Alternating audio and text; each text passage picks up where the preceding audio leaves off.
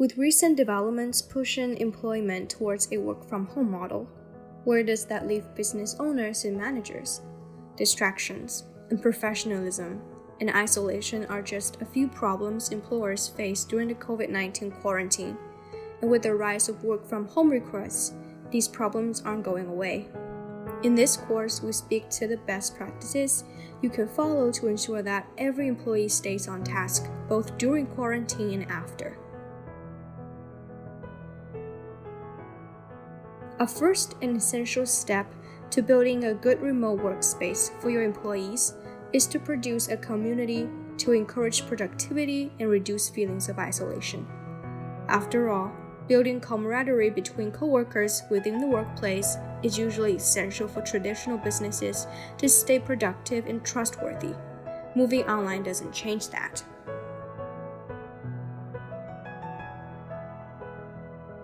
If we're being honest with ourselves, employees will always have some form of communication with one another, generally without their boss. With the shift to remote work, this is guaranteed to happen. So don't let it happen without you. See if you can get a safe online place for people to vent about clients and the workplace. Post pictures or memes and so forth, so you can stay informed, promote camaraderie, and reduce bullying.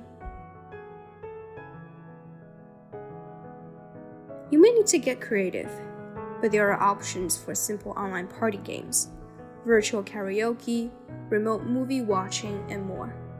Just speak with your team and find out their interests.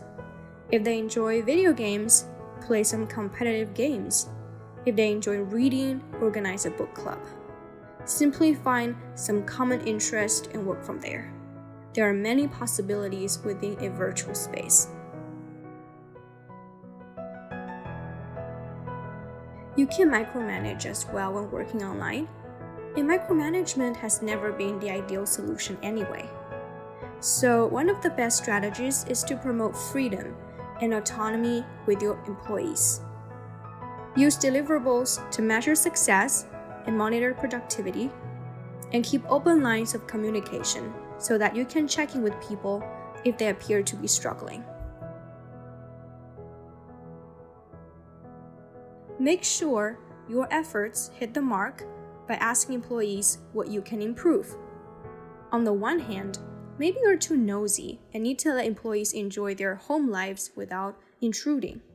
Or, on the other hand, maybe you're ignoring signs that employees need structure and guidance, or even a potential bullying scenario.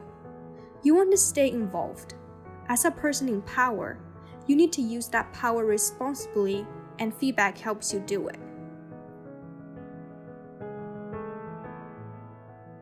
Engaging your employees is the hardest part of remote work. While some managers will immediately assume strong-arm tactics to ensure workers stay productive, more effective managers will use motivational tools to get employees to stay positive and stay productive. This advice extends beyond remote work. Making a workplace fun and educational can keep employees interested in working hard. People get engaged when they find something interesting or fun, and that engagement is key to keeping people on task when working at home amongst so many distractions. Plus, it's almost impossible to ensure employees stay engaged during meetings, especially with video off. So entertainment is the main way to keep people alert and engaged there too. Certain cloud-based services might help spark some interest with employees, especially during a quarantine. It could be entertainment services, like a complimentary streaming service, or it could be something useful like editing software.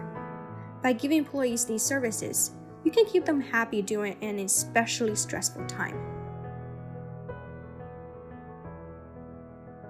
Positivity goes a long way, and works of encouragement can push people to be their best selves. But this needs to come from a genuine place. You can simply say, "Good job," and be done with it.